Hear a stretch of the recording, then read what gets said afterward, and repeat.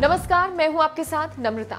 Aliens को लेकर सालों से दावा किया जाता है, लेकिन इस पर कोई कुछ भी बोलने से डरता है। लेकिन एलियंस को लेकर फिल्में भी काफी लोगों की उत्सुकता बढ़ाती हैं और खबरों की माने तो अमेरिका में एक जगह है जहां पर सेना ने एलियंस छुपा कर रखा है और उस एरिया का नाम है एरिया 8, जिसके रहस्य के बारे में काफी कुछ लिखा गया है और लोगों ने काफी पढ़ा भी है। अब उसी कड़ी में एक बेहद चौंकाने वाला दावा किया गया है, जिसमें कहा गया है कि एलियंस धरती पर हैं और यह दावा किया है इजराइल के एक वैज्ञानिक ने।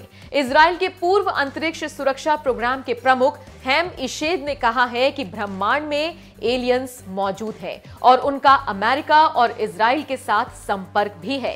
यही नहीं, अमेरिका के निवर्तमान राष्ट्रपति डोनाल्ड ट्रंप इस बात को अच्छी तरह से जानते हैं। हैम ने यह भी दावा किया है कि एलियंस की मौजूदगी को अभी इसलिए छिपा कर रखा गया है क्योंकि मानवता अभी इसके लिए तैयार नहीं है। यहां जानकारी के लिए बता दें कि इजराइल के स्पेस सिक्योरिटी प्रोग्राम को संभालने वाले हैम इशेद ने एक कदम आगे बढ़ाते हुए यह भी कहा कि ये एक गैलेक्टिक फेडरेशन बनाया गया है जो अमेरिका के साथ गुप्त समझौते के तहत मंगल ग्रह पर जमीन के अंदर एक अड्डा चला रहा है।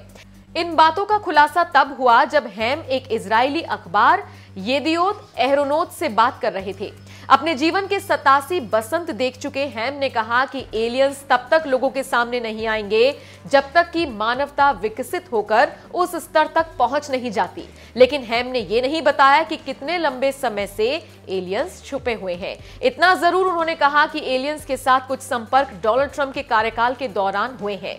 उन्होंने कहा कि पृथ्वी की यात्रा करने वाले एलियंस और अमेरिकी सरकार के बीच एक समझौता हुआ है।